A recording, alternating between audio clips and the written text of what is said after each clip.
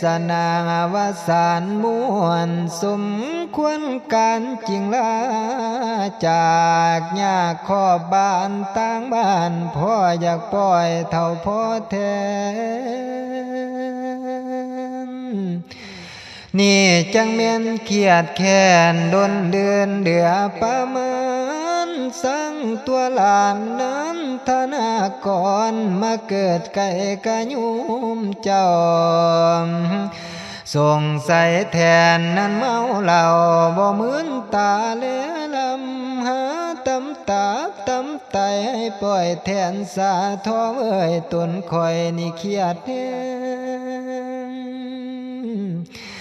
เสียได้ดี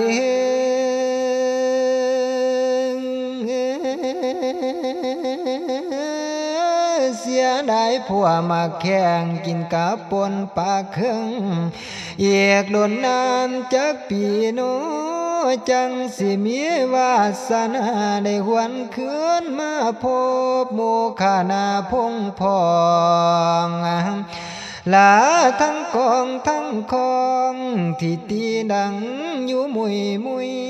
จากด้านเนื้อพ่อเวจากด้านเนื้อแม่เวพวันคอยสิห่างเมืองได้มาเทศเพียงลำเถื่อเพียงได้พบประสบการณ์หลานสิจำใจล้างขยุมขึ้นบ้านลาทุกคนลาทุกทานลาทุกไว้ลาทุกเพศเทศว่าบ้านต่างบ้านคือตนขาได้ว่ามาขอขอบใจสาธยมทุกทวนผู้ที่เพิ่นนั้นสงสารด้วยการแถมสมภารได้ป้อนเงินใส่ถุงน้อยหากเป็นบุญน้ำหอยเสียนกันอีกเถื่อขันว่าบุญบ่ซอยเกลือเสียนเจ้าเถื่อเดียวดอกแม่เอ้ยบัดนี้พวกดอกซ้อนสิดาดอกกันนิกาดอกกันนิกาขาวนวลนวลสิหางดายังโอมดอกขยมแนวไม้ศิลากายดอกขอนไก่สาลายไม่มวนศิลานำบางโอมีตอกไก่มีโตคือกับนุนศิลาเข็มเกลือเข็มเข็มศิลาโดดหมูมากนาวศิลาอ้อยคือหลังก่อยศิลาอื่นลาไก่หัวมันเพิ่มอาตมาสิเลยเริ่มลาจากเจ้าขยุมเท่าสิดวนนี้นาบัดนี้อาตมาจากเลยลาทั้งโอธรรมะกวางดังใหญ่เสาสูงลาทั้งฝูงเลี้ยงไหลเครื่องประดับแขนหอยลาทั้งกะลิงท้องงอยแขนเป็นย้อยย้อยย้อนลาทั้งพวงดอกสอนก่อการบักกีพร้อมดอกขยมพวงเป็นซอยลมพัดสีวอยวอยหัวใจคอยบาดสิหาง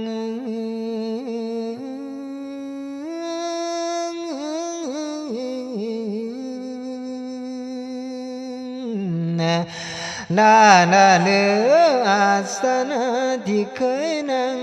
ถูกเทียนทองดอกไม้เอามาไว้คู่สู่ยามข้าวพันก้อนอีกซ้ำทุ่งพร้อมพำพันหางลาก่อนเดื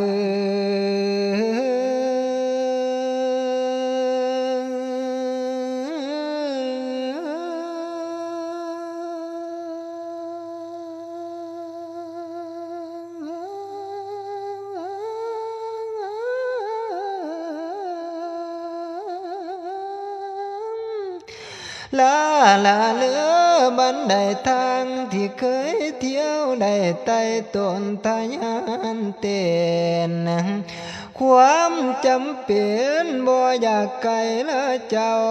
สาเท้าพวกพ่อแม่ลาเลือยุ่มพอจากลาเลือยุ่มเมียทั้งเอื้อยอาเมียป้ากอมทั้งสาวน้อยหนุ่มขนองลาทั้งกองทั้งคองที่ตีดังตุ่มเปิดเปิงลาหูบแต้มอยู่ทั้งถึงลาพระสงฆ์องค์ข้าเจ้าสถิตมันอยู่อารามลาทั้งสาบวกน้ำมาสาเวินวิห่างปทุมมังบานหอมเก็บเกสรน้ำมันนักจวนเวลาแล้วเหือสิแจวออกจากฟังอาสัวพังหยาดย้อย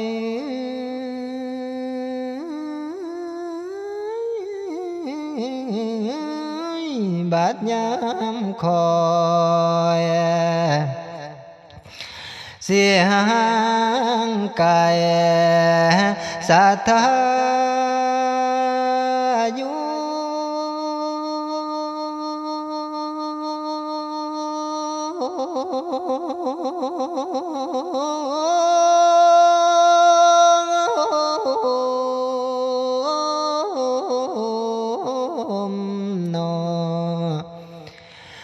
นามบัดนี้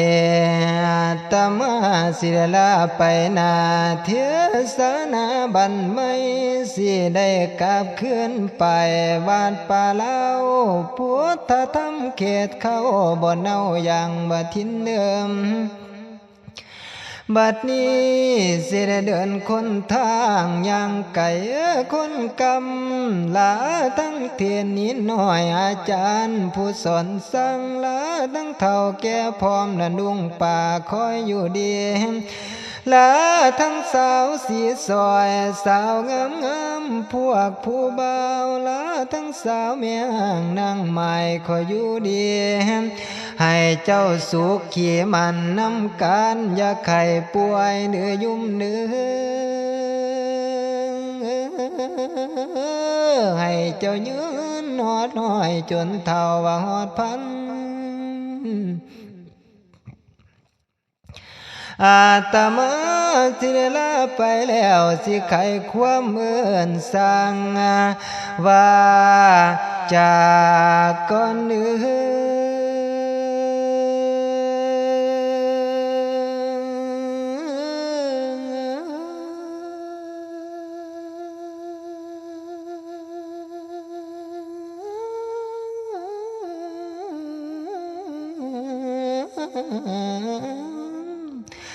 ลาก่อนเหลือลาทั้งเตียงพำพร้อมหมอนมุงคู่สู่แนวลาทั้งขันหมากแก้วอีกทั้งปอกปุ่นทองลาทั้งสองผู้เงินลาทั้งสองผู้คำคอยอยู่ดีเนื้อเจ้าลาทั้งโถเต้าถวยขันกะบวยอูเองลาทั้งแกงอยู่ถวยขยุมเจ้าดอกแดงทานนั้นดอกนาสาธาง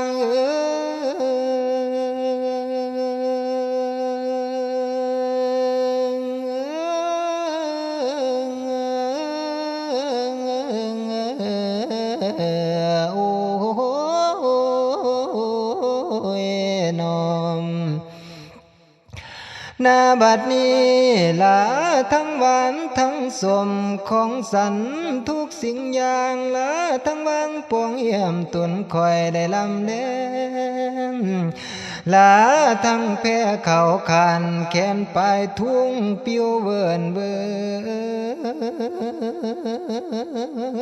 อาตมาเอิ้นสั่งเจ้าศิลาแล้วว่าล้วนไป ลาทั้งโอไตพร้อมสัมผัสลาบอนข่อยอยู่ลาทั้งหมู่หนุ่มเฒ่าขยุมเจ้าสิดวนไปมันนักจนใจข่อยสิกลับคืนบ้านยานมันคำตะเว้นตกต่ำต่ำตะเว้นลงคำข่อยตัวข่อยสิเต้าเมื่อก่อนแล้วให้ยุงคิดก่อนเกลือและเอื้อเอาคนิ่งหาเนเดือยุมอย่าสุไลลืมเสียให้จื้อจำเอานามบาดถ้ามีเงินเกินที่นายสงข้าวเนเดือคงบอกเขียนสัทธายุมพวกพี่น้องสิมาให้เทศและเสียงนั้นหลอกนาสัทธายุ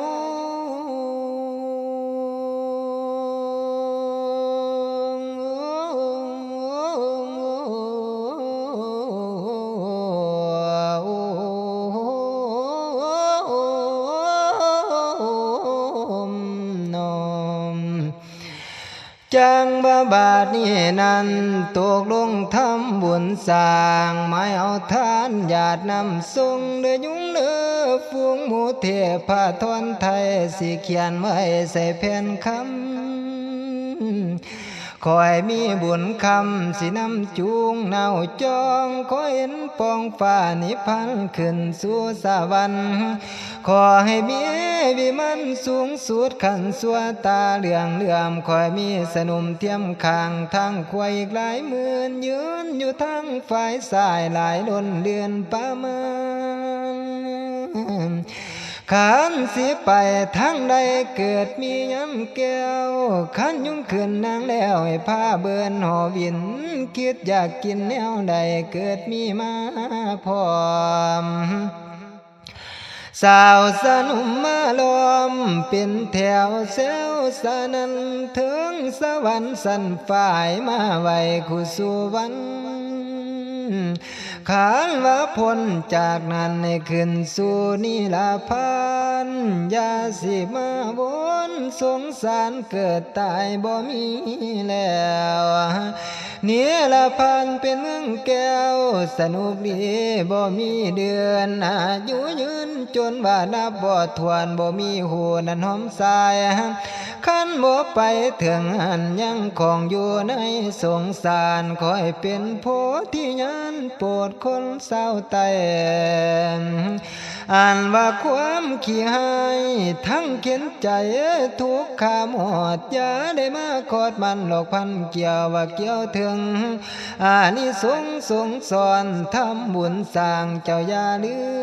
มไม่ยุ่มแถมเตรียมตังจนกระทั่งวันตายผู้ใดทำบุญหลายสิหังมีเมื่อนานขันยมหาเงินใดท่านไปอย่าได้ย้อนอานิสงส์เสียทรงสอนสิสู่เจ้า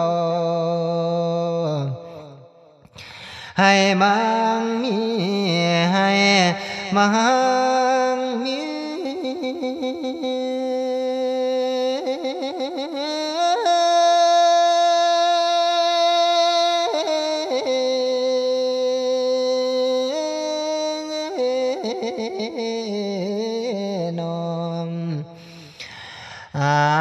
ก่อนสิจูบทบานพรสิทรงสนองยุ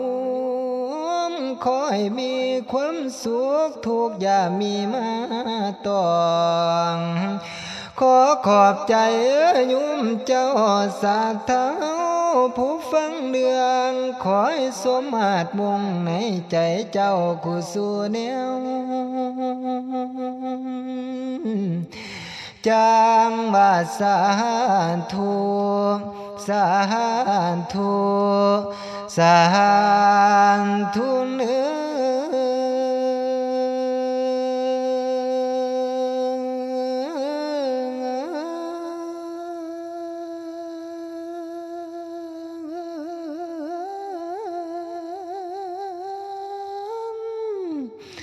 อายุวัฏโกเสียวิจุไม่ลาบเดือนมีอายุยืนนานทานวัฏโกทานสันสมบัติอย่าขาดแคลนในมีมังสีนิวัฏโกสีนิยังคงมันนั้นมุ่งคุณนั้นลำเลิศยัสวัฏโกยุดจงเกิดแก่ทานนั้นคงฝากเกียรติกาจวนภาลวัฏโกพลังหลายบ่เหลือทอนเสมอลังภายสารวันวัฏโกเสียสันปานเทวาเทพดาแสนสารสุขวัฏโกประสบสันโศกลาภสุขกุลาบันเบิกบ่ลาบวนครบถ้วนควรเสียนเจ้าสั่งลา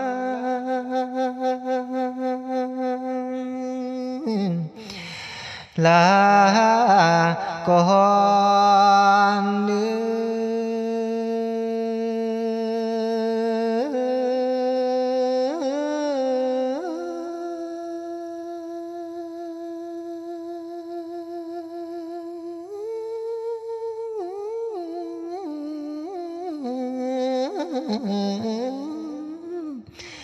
จากก่อนเด้อเจ้าผู้ใจแก่กาตมาลากอนสบายดีโศกเข้าเมียคงเจอกันแต่ละวันเมื่อนาโอ้ว่าห่วงอะไรต้องจำใจต้องลาจากบ่อยาควรผัดผ้าควรอิสนิหา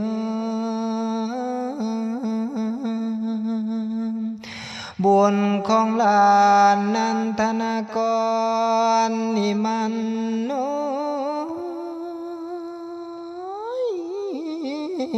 จึงขอลาจากโยมป้าโยมอาขอละก่อนสะท้อนใจหายสาเลือผู้ซึมเศร้า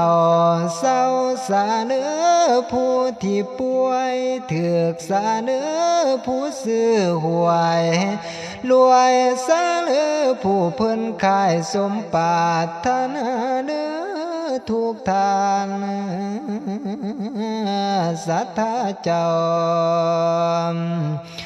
จงเจริญจงยืนมันควรสุข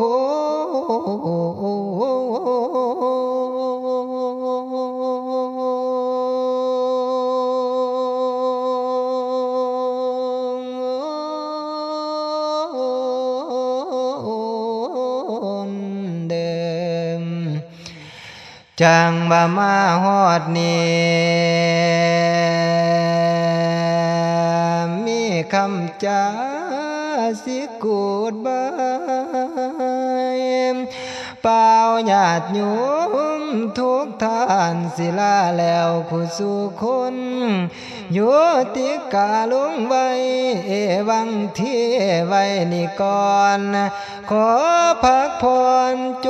บทก่อนไว้แต่เพียงเท่านี้